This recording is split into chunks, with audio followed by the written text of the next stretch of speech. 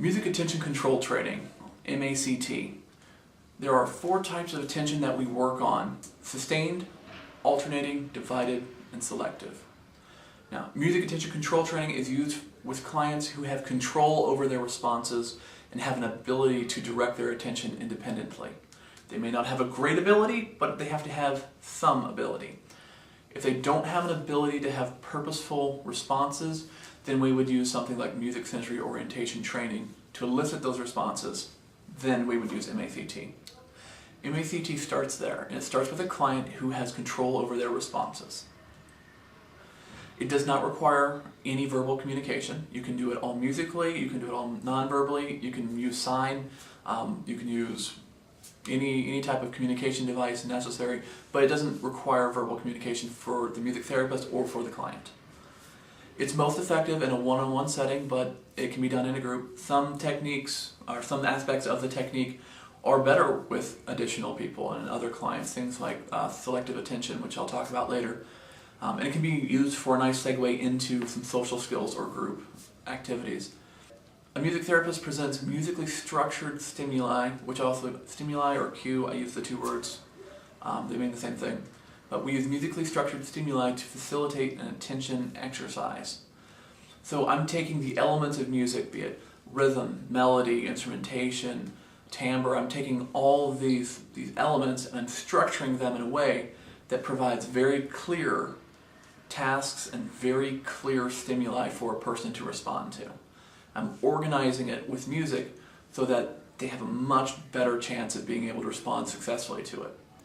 In MACT, we're looking for quality of responses, not as much quantity. We still want quantity, but we're looking for that purposeful response. We're training the control over your responses and your control over attention. This task goes from very simple to impossibly difficult. So as long as you have purposeful responses, we can start there and go forever. There's almost no one who MACT would be inappropriate with. Sustained attention, that is staying focused on a single stimuli. Music for this is simple and clear, but a single drum, a rhythmic hand percussion instrument. We're not looking for very big instrumentations, we're looking for clear, organized stimuli for a client to respond to. The more clear and organized stimuli that's presented, the more clear, organized response you're going to get, and that's what we're looking for. We're looking for an exercise that elicits clear, organized responses. This doesn't have to be simple cues. Again, this ranges into all cognitive ranges, so it can be very simple, like Twinkle Twinkle Little Star. That same simple, clear cue can become very complicated.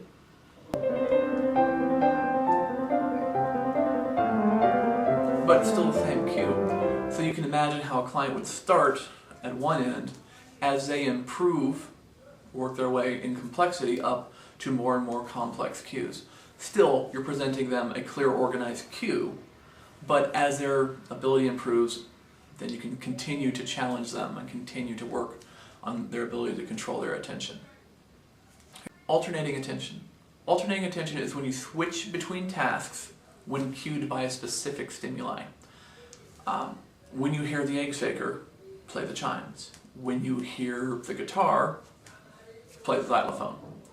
It's this switching idea of switching between tasks. We do this in every day, and all 4 elements, sustained, alternating, divided, and selective, are present in most of these techniques. So you're going to see aspects of divided or aspects of sustained. It's all integrated, but when we work on alternating attention, we work very specifically on switching. And it's that switching when cued to the appropriate stimuli. This is a challenge. You have to maintain both of those cues in your head. And sometimes that's easy, sometimes that's hard. You can have 2 cues, you can have 3 cues, you can have 9 cues. Again, very quickly you can go from a simple task to a very, very difficult task. So here's a quick video of it. Divided attention. Divided attention is when a client must respond to 2 or more stimuli at the same time. then they have to process and compile all that information for one response. An example is when you hear this drum played fast or slow, I want you to play fast or slow. When you hear this guitar played loud or soft, I want you to play loud or soft. When it comes all in, you process it and you have a response. Your response is fast, slow, loud, or soft. So you're compiling from both stimuli at the same time. Again, starts easy, gets very complicated. Here's a quick video to show you. Selective attention. Selective attention is a tricky aspect of MACT. It's tricky because it can be easy at first. And people are very successful with the fundamental parts of this. But as you increase complexity, it becomes very challenging and very frustrating. And it's tough because it incorporates all four aspects of attention. And so I usually do this one last. That way if you work on sustained and alternating and divided and you've got those foundations and we've clearly worked on that and you know how to use it, you can call back on those skills during selective attention. Selective attention is the ability to identify relevant and irrelevant stimuli and then respond to only the relevant one while ignoring the irrelevant one. So play fast and slow with the guitar. Okay?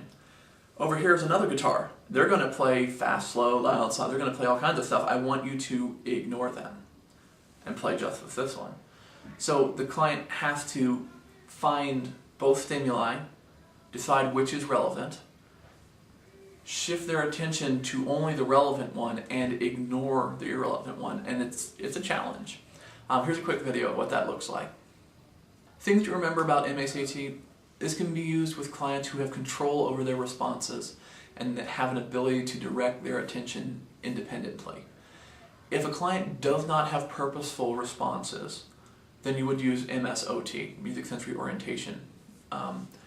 If they do have any kind of purposeful response, it doesn't matter what that response is, we can use music attention control training. It doesn't matter if it's eye blinks or eye contact. If they have control over it, we can use music attention control training. This does not require verbal communication, and it's more effective in a one-on-one setting, but you can do it in groups.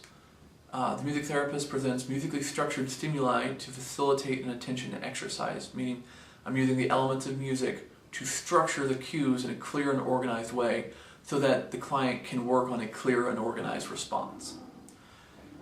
In MACT, we're looking for quality of response rather than quantity. We still want quantity, but we're looking for quality in that purposeful control of a response. And this goes, again, from very simple tasks to impossibly difficult tasks. So you can use it with almost every client you have. In general, with music therapy, we present a very, very structured, clear, organized task to work on a very specific, structured, organized response.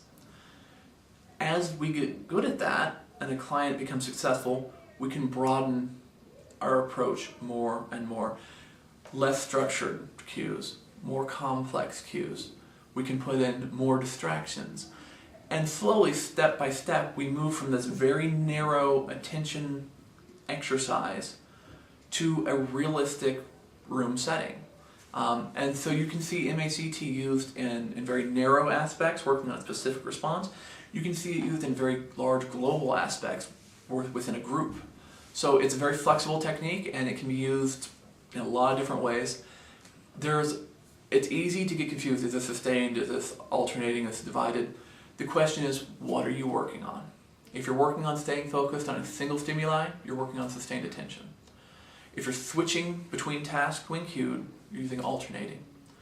If you're responding to two cues at once and compiling that information for a single response, that's divided. If you're ignoring one and responding to the relevant stimuli, that's selective. And all of these have aspects of each other in them. The question is, what are you working on? So with MACT, we work on those four things.